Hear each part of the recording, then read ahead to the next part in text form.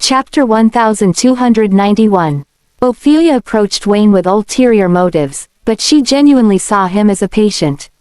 She even prepared his medicine for him before disappearing.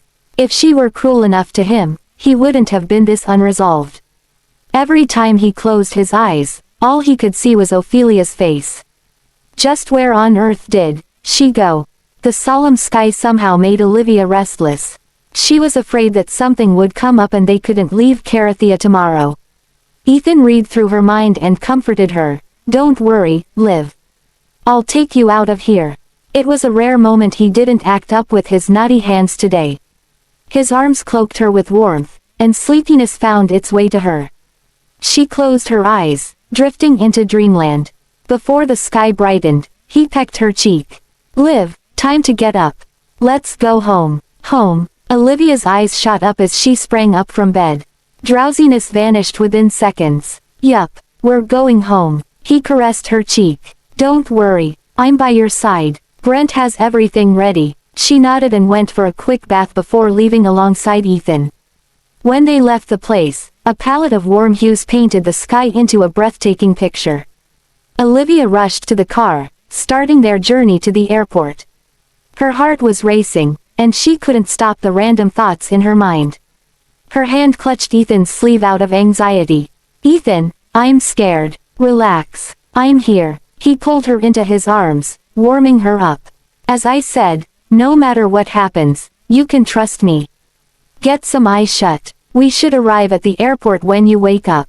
Her eyes closed, and she could hear the deafening explosion ringing in her ears again. "I wonder how Undesim's doing." "He's alive. He lost the ring before the explosion. But he must be injured. We found blood but not his body." He blurted the truth that she wanted to hear. A sigh escaped her. Never mind if the mission is incomplete. What matters more is that we're alive. It wasn't completely their mistake this time around. The client didn't provide sufficient information and almost troubled Undesim. He must have escaped out of there. There was a commotion back then. Wayne's men didn't stop the chase. As long as Undesim managed to get out of Avelia Hot Spring, he would be fine. Taking over the mission at the finishing end was his job anyway. He would devise a few plans to ensure his safety while retreating. That was why the duo parted ways. The car pulled over at the airport. Ethan got out of the vehicle, holding Olivia's hand. After taking the special passage, they headed for the designated plane. The flight of stairs was laid out right before their eyes. Her palms felt clammy. As long as they boarded the plane, the escape would be a success. Ethan patted the back of her hand, trying to calm her nerves. However, whatever she resisted persisted. Right when she was going to take the stairs, someone called from behind. "I'm afraid you can't leave." Stillness struck her rivet on the spot. Coldness shrouded her from head to toe. Did Wayne find out something? Worrying that she might give it away, Ethan hugged her and turned around. The mask covered his eyes but revealed his thin lips. "Wayne Maxwell, what game are you trying to play again?" A troop of men lined up behind Wayne, and Brent led his men forward. Both parties were dressed in black. The intensity swelled in the air, threatening to reach the boiling point. Wayne guffawed at Olivia. "Your friend is still in my hand. Are you sure you want to leave?" Chapter 1292. Wayne dropped the bomb. Ethan could feel the swift change of emotion in Olivia as he squeezed her hand. "Friend, I don't recall her having friends in Raqqa," Ethan replied calmly. She regained her composure. Even if Undesim was in Wayne's hands, betraying the organization was a big taboo in the line. Low-rank assassins might blurt out information under the pressure of threats, but Undesim was an S rank. There was no way he wouldn't keep his lips tightly sealed. Well, she might have overestimated him, but he didn't know her true identity this whole time. She was cautious. They were partners twice for missions. Friends. They didn't come as close as that. Thus, how would Undesim know her relationship with Ethan? Olivia guessed that Wayne was playing a trick with her. In addition to Ophelia's Mia, Olivia's appearance alone was suspicious enough. As long as she boarded the plane, there was no second chance for Wayne to turn the table anymore. This was his last-ditch effort. As an afterthought, she finally managed to hold her ground. "Mr. Maxwell, are you referring to Alan?" This is my first visit to Raqqa. I am grateful that he kept me company the whole day. Wayne didn't miss the nuance in her expression, but there was nothing out of particular. No, I'm referring to an assassin with the codename Undecim, he coldly announced. He pointed you as his accomplice. Ethan smirked. Accomplice. I wonder what my wife did that she suddenly became someone's accomplice. Wayne Maxwell, you better get your facts right. The truce agreement is signed, but we can breach it one-sidedly. Their heights were similar, but Ethan now stood taller than Wayne because he was standing on a platform. Ethan definitely overthrew Wayne in terms of imposing aura. Meanwhile, Wayne didn't expect Ethan to breach the agreement over a woman. Your wife is involved in a theft. She won't be able to leave the country for the time being. Funny, are you saying that my wife flew all the way from Arlandia to Carathea to steal something? May I ask what she stole? Ethan interrogated. A ring that carries national secrets. There was a transparent bag in Wayne's hand. It contained the necessities, like towels and the toothbrush, Olivia used in Carathea. Uneasiness swept her up. She received a sudden invitation to Abelia Hot Spring that night. So, she changed her plan at the last minute. Wayne stared right into her eyes.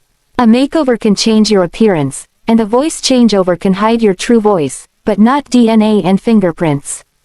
Don't you think so, Miss Fordham? His gaze could penetrate through her soul. Despite Olivia's impressive acting, Ophelia was dead. She couldn't find the second scapegoat for this. That was why he was tenacious in making her stay. She calmed herself down, and her smile gave way to solemnity. Mr. Maxwell, I'm sorry that such an incident is happening in your country. But you can't just accuse me of being a thief. Do you have evidence and witness? Where's the person with the codename Undecim? And where's the ring? I just don't get it. Why would I steal a ring from you? Our countries just signed the truce agreement, didn't we? Why would I provoke war again? As Wayne had expected, she was not an easy target to be taken down. He retorted, here's the evidence. Why, are you afraid of proving your true identity? Someone chimed in from behind. Proving her identity, this must be a joke. Why must we, the Heaths, prove ourselves to you? Olivia's body went stiff at that. Linus strode in his military uniform, giving off pressure to the others with his overpowering aura. Chapter 1293. Olivia and even Wayne were taken aback by Linus' appearance. What was he doing here?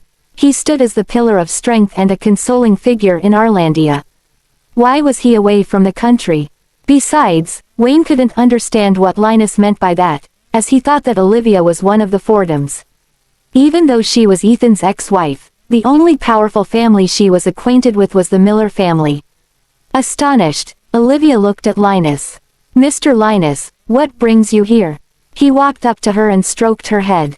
I had to handle something, so I stopped by to see you. If I hadn't come over, I wouldn't have known that you were being bullied. Liv, is it this hard for you to mention that you're one of us? Wayne asked. She's. Linus and Ethan stood side by side, protecting Olivia behind them. She is my niece. My father plans to make an announcement soon, but this brat prefers a low-profile life. Wayne Maxwell, do you think that my family would travel so far away just to steal a ring from you? Uncle Linus. She tugged at his sleeve, feeling uneasy. Would it bring the Heath family any harm for revealing her identity? Turning sideways, he caught the concern resting in her eyes. Don't be afraid, Liv. You don't have to steal rings from others. If you take a liking to a base, name it.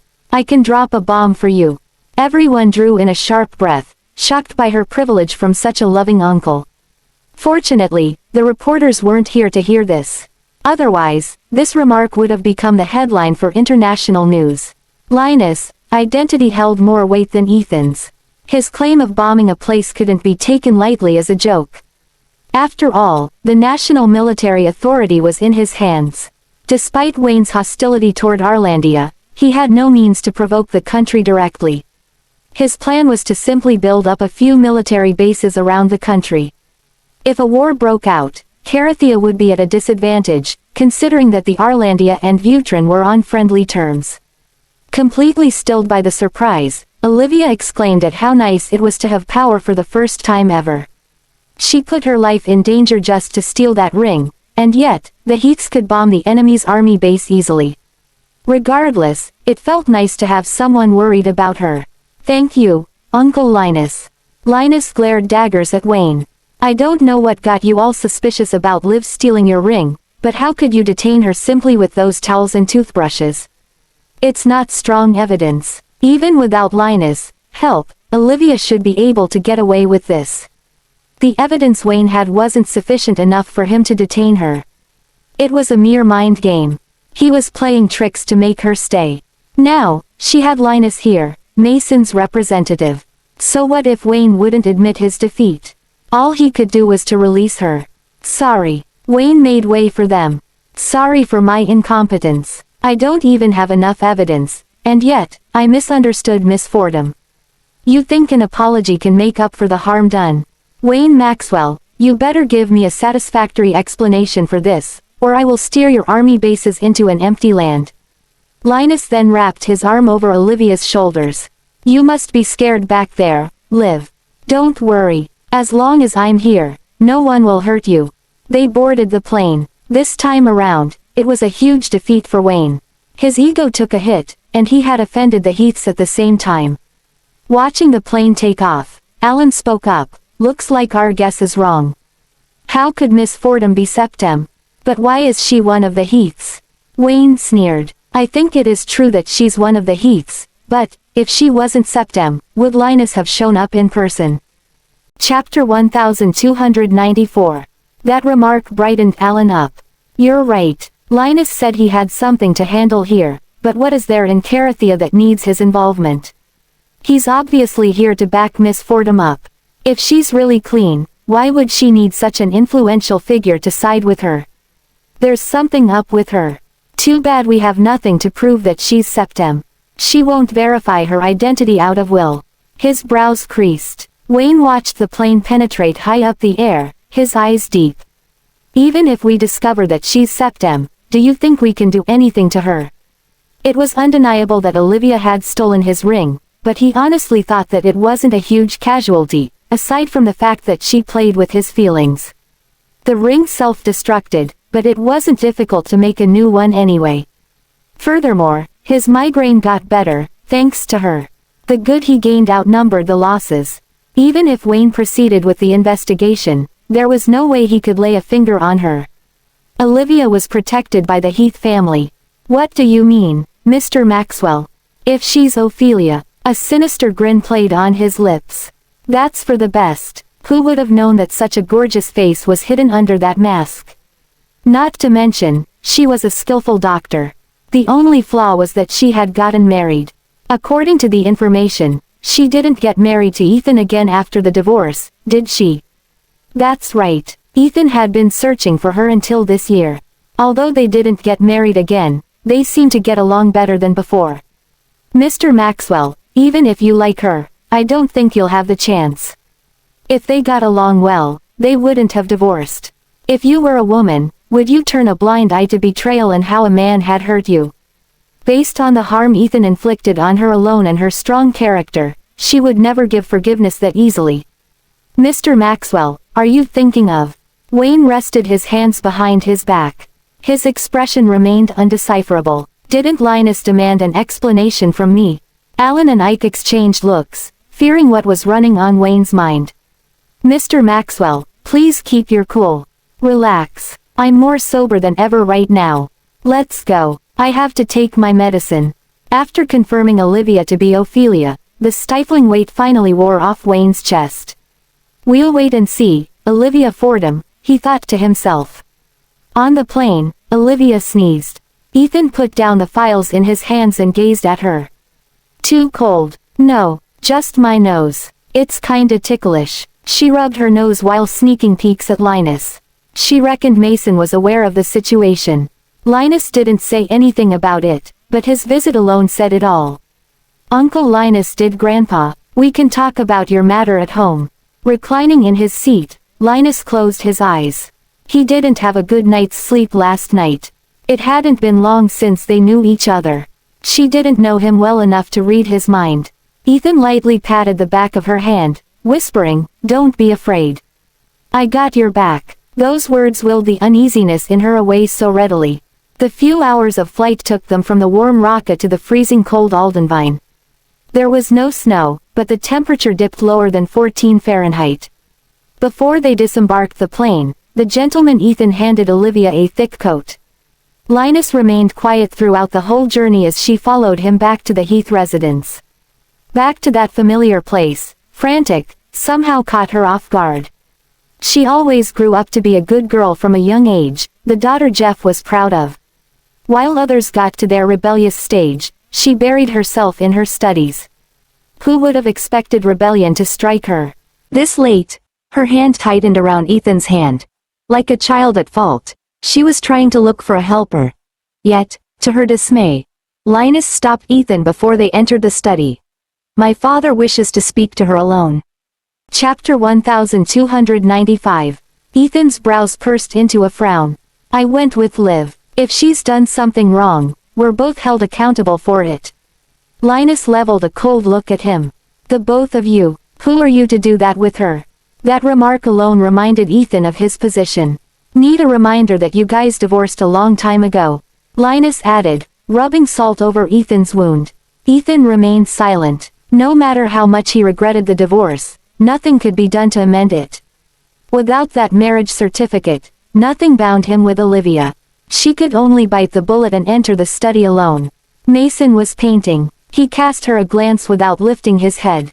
"You're back." Nothing had been said yet, but the pressure was already weighing on her. The hair on her skin stood. Was this the prestige of someone who wielded power? Her head dipped low instantly. "Sorry, Grandpa." As the good daughter she had always been, she lacked the experience of asking for mercy. But an apology would definitely work. He wielded the final brush, completing his work with one final touch. After placing the brush on the palette, Mason strode toward her and then stood right before her. His hands rested behind him as he watched the fearful woman. "Sorry about what?" His tone was stern. "I shouldn't have lied to you and done dangerous things. Looks like you're still sound. Lift your head." Olivia was the granddaughter he went through the mill looking for. How could he bring himself to punish her? He reached out his hand, and she placed her palm above his. The cold glint in Mason's eyes slowly gave way to warmth. "Do you know how worried I was?" "Sorry, Grandpa. Why put yourself in danger?" Now that things had come to this point, she recounted the entirety of the story to him.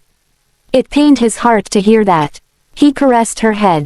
"It's all my fault. I should have gone for you sooner, and you wouldn't have needed to suffer." Joining the Black Ravens happened before Olivia knew that Mason was her grandfather. She wasn't a prophet who could foresee the future. Not to mention that her heart was already shattered into pieces back then, too.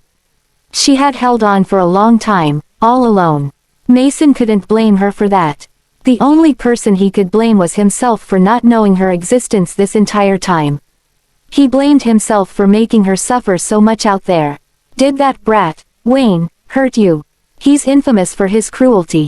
Olivia shook her head. "I treated his migraine. He didn't hurt me. On top of that, he even bore unbidden feelings for her." "I'm glad to hear that. I'll look after you from now on. Don't you ever put yourself in danger again, okay?" She nodded meekly. "Okay. Sorry for making you worried." When it came to admitting mistakes, Olivia's attitude was the polar opposite of the stubborn Crystal.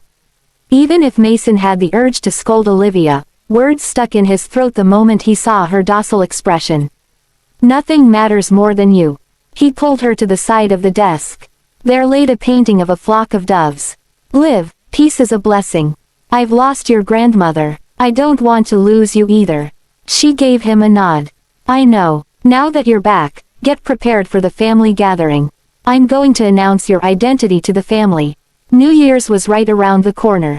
Olivia was going to spend the New Year's with the Heath family. Okay, if that person is still targeting you, she better dispatches those assassins over again. A strong, murderous aura overflowed from him. "I'll make sure that's the last day she sees the sun." Chapter 1296. Olivia met Mason's eyes, concerned with her lips pursed. She said in an undertone, Grandpa, Wayne might have known that I deceived him. So what if he knows? Didn't you say that the ring self-destructed?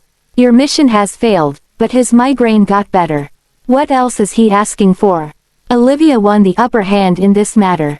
Wayne didn't have evidence, so he couldn't punish her according to the law even if he found out her true identity.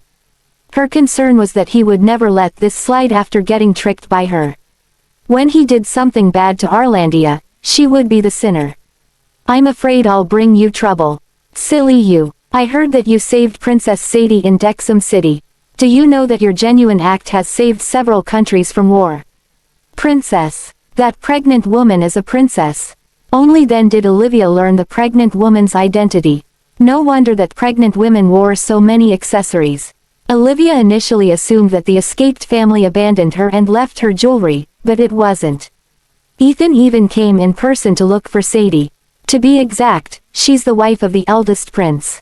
He loves her deeply. During the coronation day, Princess Sadie was kidnapped, and he put off the coronation ceremony. Many things had happened out of Olivia's knowledge as she didn't have a phone to keep in touch with the outside world. I see. Is she and her baby all right? Yes. You did a good job during the delivery. The baby is safe from infection, and Ethan came just at the right time. The mother and the baby are both safe. I'm glad. She had never been this proud of her decision to give up finance and take up medicine. It truly had changed her life. I bet you didn't eat well in Raqqa, did you? I asked the maids to prepare more dishes. You should eat more tonight. Thank you, Grandpa. She nuzzled over his shoulder.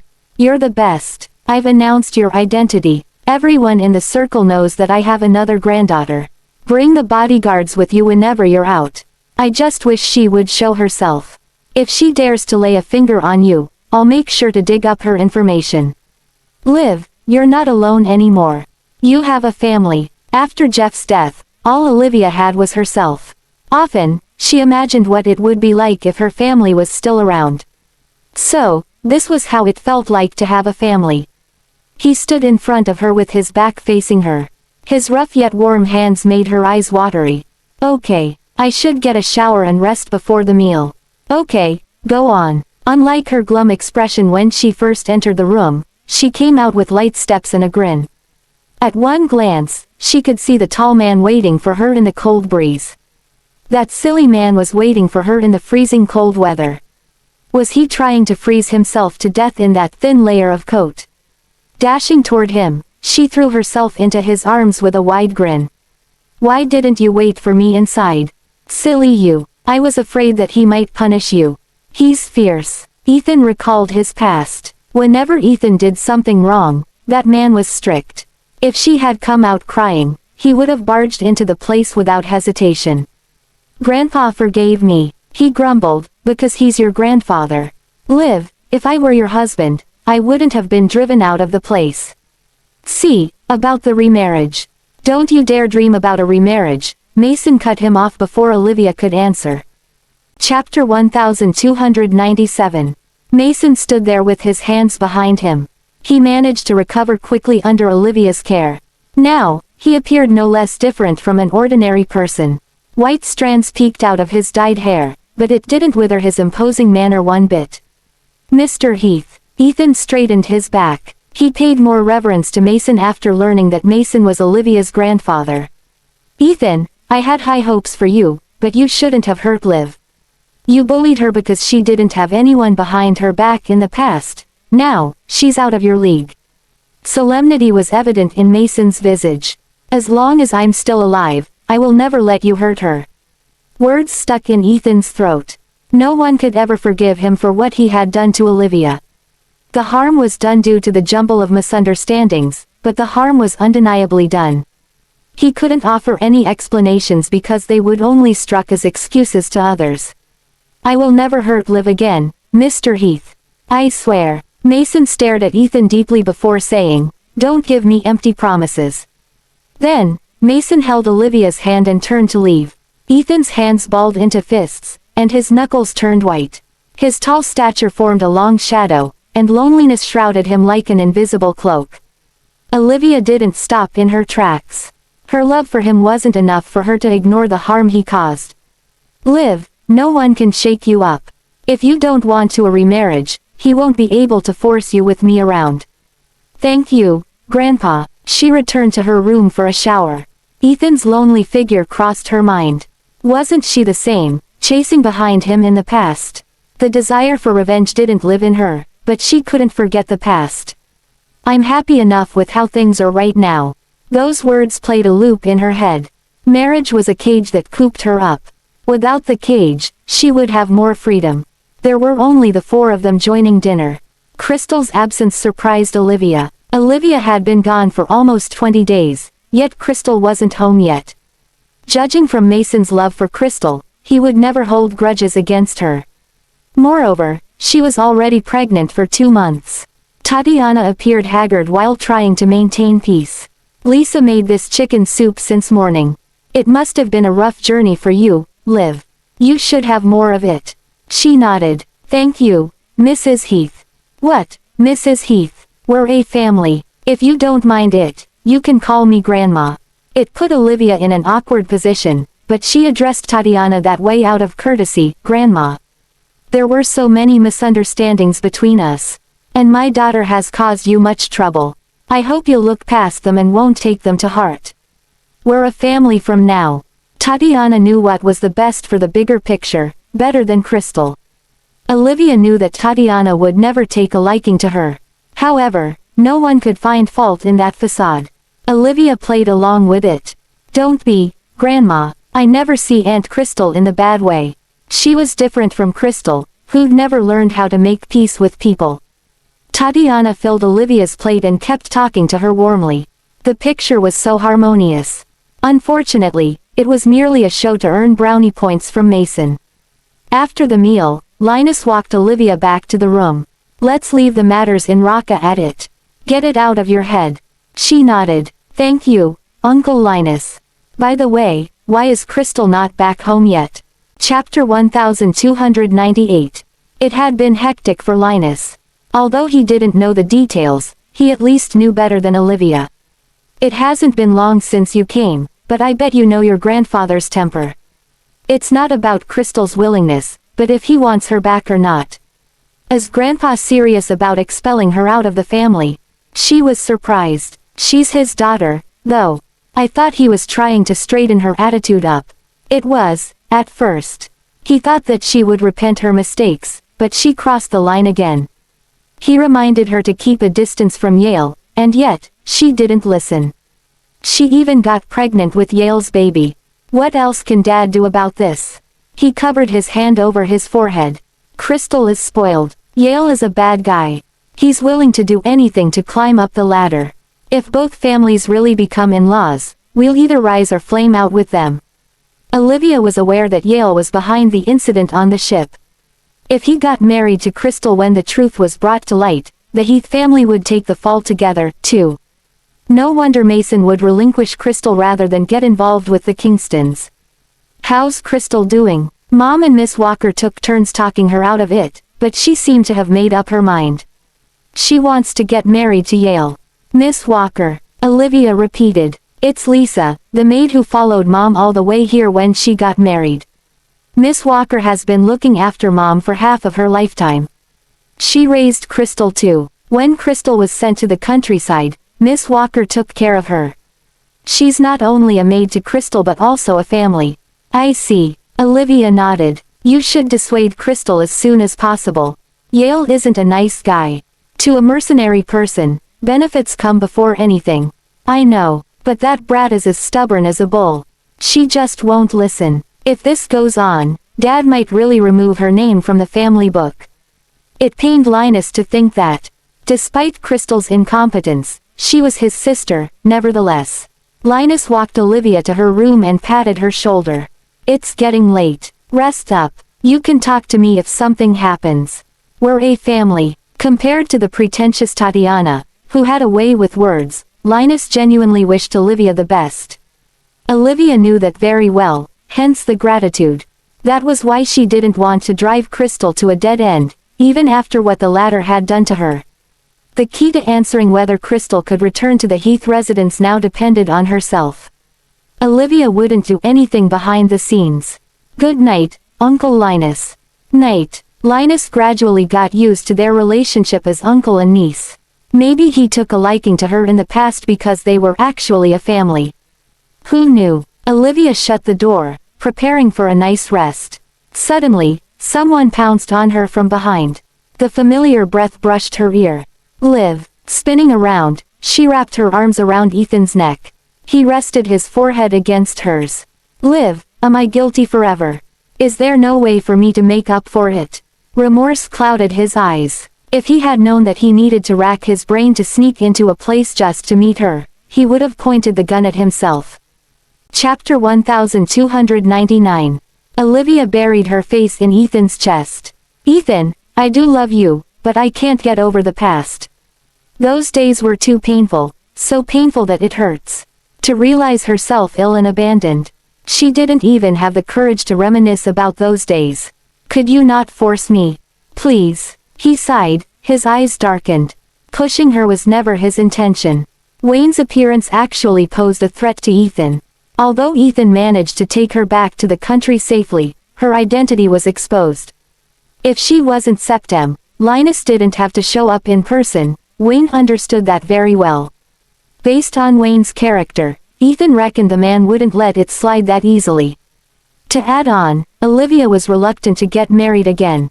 Even though he was holding her right now, the lack of sense of security still dug up a void in him. A long sigh escaped from him. Fine, I won't. Nestling in his arms, she was wide awake. Her phone died a long time ago. Many people must have been looking for her while she was away for so long.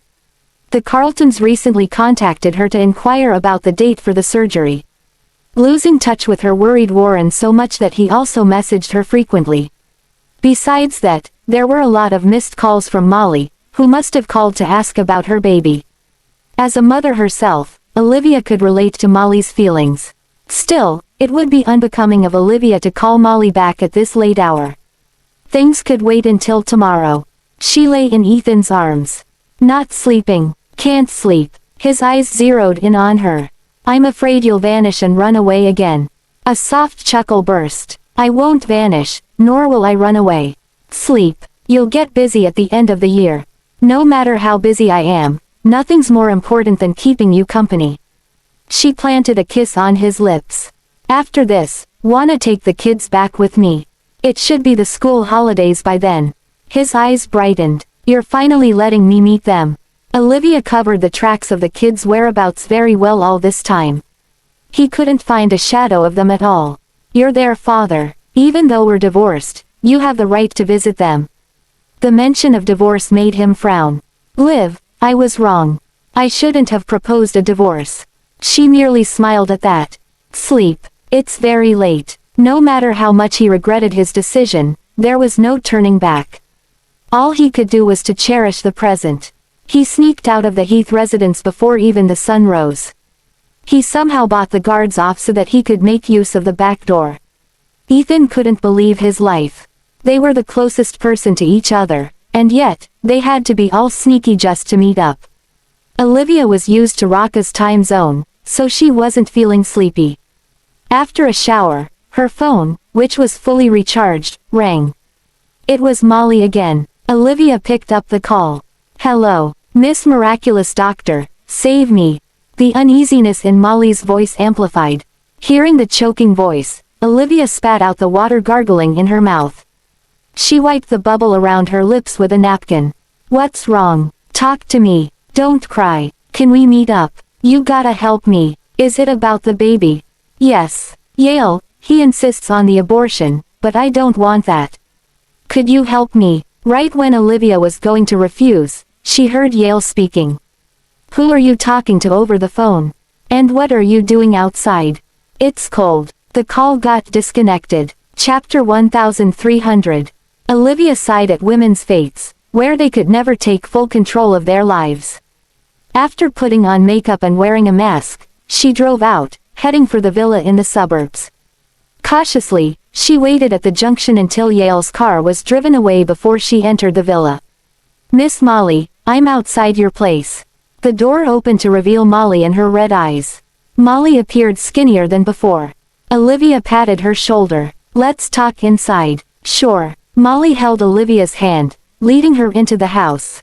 Florence's eyes of hostility observed Olivia intensely. Olivia cleared her stance by pointing out, "Relax, I'm here to comfort her. Get us a glass of warm water and a warm napkin." Florence actually planned to snitch on Olivia, but the latter appeared trustworthy for some reason. In the end, Florence went to fetch water and a napkin as told. Olivia wiped Molly's face, especially her eyes, with the napkin. Then, she proffered the glass of water to Molly. "Have some water." "All right." Molly downed the glass of water. Following that, she pulled Olivia's hand to tell her stories. But Olivia gestured. "Wait, I have the time of my life to listen to your stories. But first, close your eyes." Not knowing what Olivia was up to, Molly closed her eyes. 4 fingers rested against Molly's temples as Olivia began to massage her head. It felt nice. "Calm down. Don't make decisions in the heat of the moment. With a clearer mind, you'll be able to make the right choice." Olivia's fingers shifted from the temples along to the crown of Molly's head. As though magic was cast upon Molly, she slowly put her guard down as her body relaxed. Gradually, her breathing calmed. It was so comfortable that she could fall asleep at the spot. Florence knew that Molly hadn't been eating and sleeping well lately. No matter what method she came up with, it didn't help Molly out. Yet, Olivia managed to make Molly listen like a breeze. Olivia mouthed something at Florence, who understood and covered a blanket over Molly. Florence left the house to report the situation to Yale. "Don't worry, Mr. Yale. Miss Molly fell asleep after having a massage from Vanessa." Yale, who almost went back home, sighed in relief and asked the driver to continue driving. "Keep an eye on her." "Got it." The dark circles beneath his eyes said it all. It wasn't only Molly who didn't have a good rest. It was the same case for him, too. The baby in Molly's belly was his. How could he have not hesitated? However, Molly's body came before the baby in terms of priority. He couldn't sacrifice her for the baby. But Molly's motherly instinct was strong. The longer the time she spent with the baby, the harder it was for her to let go. The baby was the most important person to her. Every single day, she pleaded for him to keep the baby. But what could he do? Despair settled in him. Yale resented Crystal so much, but he had to act the loving husband he was in front of her. One side of him assumed that Olivia wouldn't hurt a pregnant lady, while the other side of him feared that she might find out his secret. He was overwhelmed with exhaustion, mentally and physically. He was also in a fight against Ethan, too. He massaged the area between his brows.